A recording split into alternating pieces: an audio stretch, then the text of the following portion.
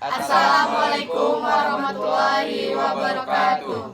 Baiklah, kami dari kelompok 2 akan mempresentasikan hasil diskusi kami. Sebelum itu kami akan memperkenalkan anggota kelompok kami. Nama saya Asman, NIM saya 1903049097. Nama saya Andri Armansyah 1903049091. Nama saya Robiat Tarik 1903040065. Nama saya Indria Putriana Khairun dengan NIM 1903040090. Nama saya Sylvia Rahmadani dengan NIM 1903040061. Saya Dinda Cahaya Safitri dengan NIM 1903040084. Assalamualaikum warahmatullahi wabarakatuh. Kami dari kelompok 2 akan mempresentasikan presentasi kami yang berjudul Uji Priority Test. Nama kelompok kami adalah Andri Armansyah 1903040091, Asman 1903040097, Dinda Cahya 1903040084, Indria Putriana 1903040090, Robiat Tarik 1903040065, Sylvia Ramadhani 1903040061. Selanjutnya akan dilanjutkan oleh Andri Armansyah. Pada Andri, persilakan. Assalamualaikum warahmatullahi wabarakatuh. Saya akan menjelaskan tentang uji priority test. Uji T berpasangan dalam kurung priority test adalah salah satu metode pengujian hipotesis di mana data yang digunakan tidaklah bebas. Ciri-ciri yang paling sering ditemui pada kasus yang berpasangan adalah satu individu dalam kurung objek penelitian dikenai dua buah perlakuan yang berbeda walaupun menggunakan individu yang sama. Peneliti tetap memperoleh dua macam data sampel, yaitu data dari perlakuan pertama dan data dari perlakuan kedua. Perlakuan pertama mungkin saja berupa kontrol, yaitu tidak memberikan perlakuan sama sekali terhadap objek penelitian. Uji T2 sampel dilakukan dalam dua tahapan. Tahapan pertama adalah menguji apakah varians dari dua populasi bisa dianggap sama. Setelah itu, baru dilakukan pengujian untuk melihat ada tidaknya perbedaan rata-rata populasi. Pada dasarnya, uji T mensyaratkan adanya kesamaan varians dari dua populasi yang diuji. Jika asumsi tersebut tidak terpenuhi, SPSS akan menyediakan alternatif jawaban uji T yang lain. Uji Paired Sample T test menunjukkan apakah sampel berpasangan mengalami perubahan yang bermakna.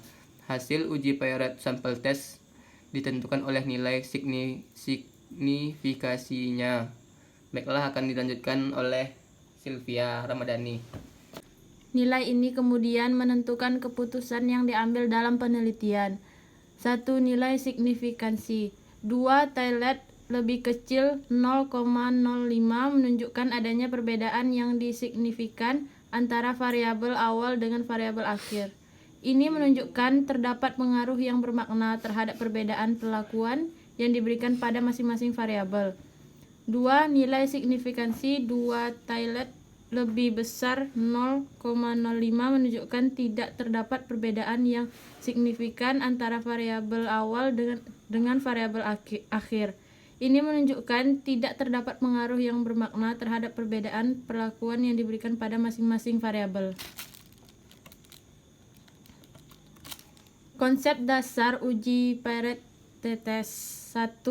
Paired Sample t-test digunakan untuk mengetahui apakah terdapat perbedaan rata-rata dua sampel yang berpasangan. Dua sampel yang dimaksud adalah sampel yang sama, namun mempunyai dua data. Yang ketiga, uji Paired Sample t-test merupakan bagian dari statistik parametrik. Oleh karena itu, sebagaimana aturan dalam statistik parametrik, data penelitian haruslah berdistribusi normal. Baiklah, akan dilanjutkan oleh Indria. Berikut ini adalah contoh kasus penelitian yang menggunakan uji T berpasangan paired sampel yang sering ditemui di lingkungan olahraga.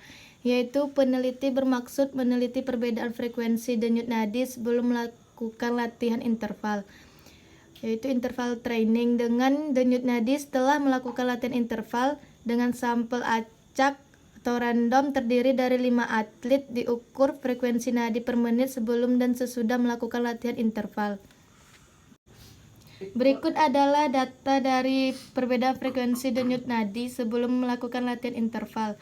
Terdiri dari 5 atlet dengan denyut nadi pre dan denyut nadi post. Dengan informasi di atas, apakah dapat dikatakan bahwa program tersebut berhasil? Gunakan tarif uji 5% dan diasumsikan berat badan mengikuti sebaran normal.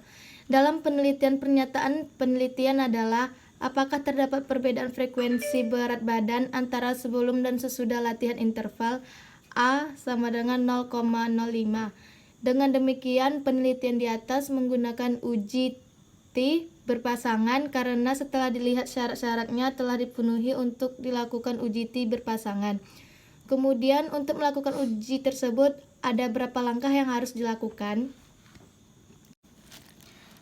Berikut ini sudah ada data di Excel. Selanjutnya kita akan mengerjakannya menggunakan SPSS. Selanjutnya buka program SPSS-nya.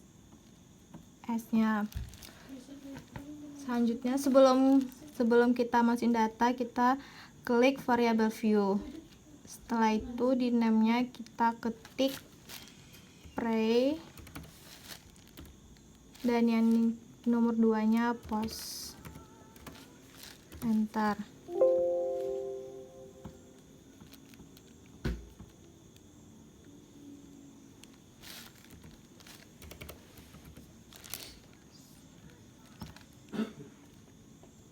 Jadi nama pertama kita kasih labelnya pre,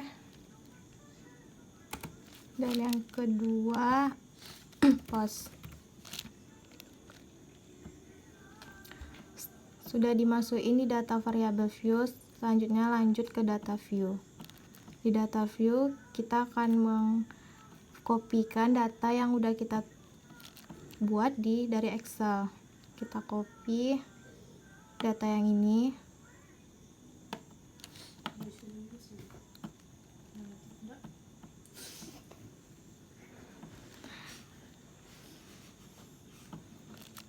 Selanjutnya di data view yang di pre-nya kita klik paste, maka akan terdapat hasil ini. Untuk menentukan, kita klik analyze, selanjutnya klik compressments. Di sini pilih pirate sample t-test. Di yang satunya, yang di sebelah kanan kita klik pre, yang kirinya kita klik post, lalu tekan OK. Maka akan terdapat hasil ini. Inilah hasil dari pengujian dari soal yang ini.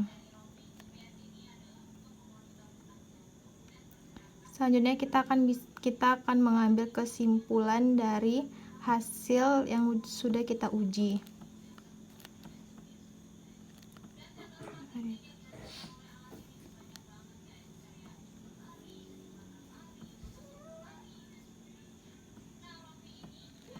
Ini hasilnya. Hasil yang pertama yaitu pada output ini diperhatikan hasil ringkasan statistik deskriptif dari kedua sampel data, dan terdapat mean pre-nya sebesar 63,000 dan postnya 69,00. Dengan jumlah sampelnya tadi kita mendapatkan data 5 atlet, jadi jumlah sampelnya ada 5. Selanjutnya pada bagian yang kedua yaitu hasil korelasi atau hubungan antara kedua data atau variabel, yaitu pre dan post. Inilah signya 402. Dan yang ketiga, pada bagian yang ketiga itu terdapat hasil dari pengujian tersebut dengan sing 1,178. Di sini kita bisa mengambil kesimpulan dari pengujian yang kita lakukan tadi.